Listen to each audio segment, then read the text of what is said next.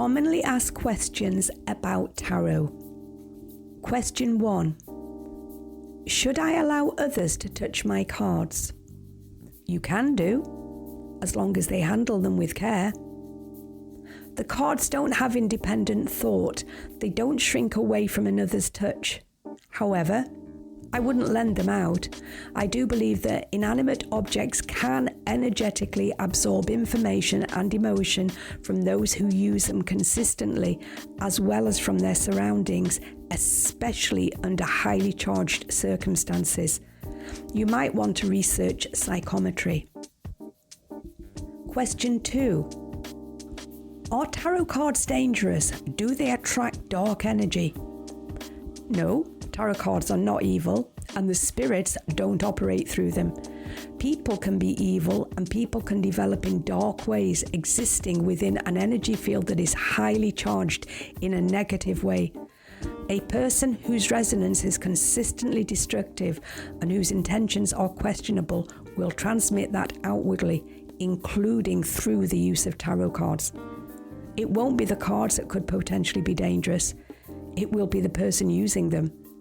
Psychic energy can be undisciplined and uncontrolled when its source is also undisciplined, erratic, ego-driven, and uneducated. Often, the person who operates in this way will view psychism as a power to wield over others. The words psychic and power should not be linked together. Question 3. Should I wrap my cards in silk? Wrap them in whatever you want to. If silk feels right for you, then use that. Or keep them in a nice box. You could also, for the sake of easy access, if you use them frequently, place them on the side of your work table. It makes no difference to your cards. Developing your own personal relationship with your own deck is the most productive thing to do. Question 4. Can tarot cards ruin my life? No, absolutely not. They are, as I keep saying, beautiful artistic images on pieces of card. They do not possess any kind of power. Mentally and emotionally vulnerable people can be negatively affected by their own or a reader's interpretation of a spread, but that has nothing to do with the cards. Fearful, superstitious, vulnerable people should steer clear of all forms of psychic involvement, including receiving predictions. Our own mind has the capacity to be our biggest enemy at certain points in our life, and we need to take great care of it. The psychic and spiritual arena can seem very attractive to individuals who are struggling with mental and emotional health problems. It's also pretty attractive to those who want to feel special and different, not to mention the ones who love attention and drama. And as I've already said, the words psychic and power are not synonymous, and anyone who claims otherwise should be avoided at all costs. Question 5. Are tarot cards able to accurately predict the future? They can assist the reader in their endeavour to understand and interpret what they are intuitively sensing, feeling, or seeing. A tarot spread in and of itself cannot predict the future. It can only be interpreted. And if 10 different readers were to examine the same spread for the same customer, the likelihood is that the inquirer would not receive 10 identical interpretations. The experience and efficiency of the reader will influence the way in which the cards are interpreted, along with how they read them.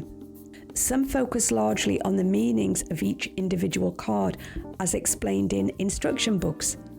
Some just look at the images and interpret them literally. Others, like myself, read them intuitively, paying attention to A, how that group of cards work together in that particular context, B, where on each card the attention happens to be drawn, and C, how the spread causes them, the reader, to feel. It is an accumulation of factors rather than an instant revelation. There is often, though not always, more than one potential pathway and more than one possible outcome ahead of us. And so, future prediction may take the form of important insight or even a warning. A lot of people don't appear to understand this, seeing it as a cop-out if the reader can't or won't give a specific and direct answer to a question or problem, because they believe that that's what psychics should be able to do. Question 6. How can I improve my ability to efficiently read tarot cards? By using them. Practice, practice, practice. That way, you'll develop your own personal relationship with them and they will work with you. It isn't like following a recipe to the absolute letter. For some, this won't sound like good news because they want to be told that there is a definite, irrefutable formula that will work every time if only someone would teach it to them. Tarot is a tool for learning, and the regular use of it helps us connect with and strengthen our intuitive and psychic capacity. Question 7. Are there certain times or days of the week when I shouldn't use my cards? No, use them whenever you feel you want to. They don't possess independent thought and don't have preferences.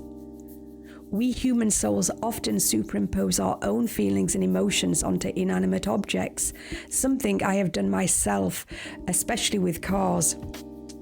If you don't feel up to consulting your cards at any point, regardless of the time or the date, don't do it. Nothing bad will happen if you do. You just won't feel comfortable and will probably struggle to interpret them. If what I have said resonates with you or you feel that it has helped you, then please click the like button and even subscribe. I really need your support to help me grow this channel and continue to provide food for thought thoughts.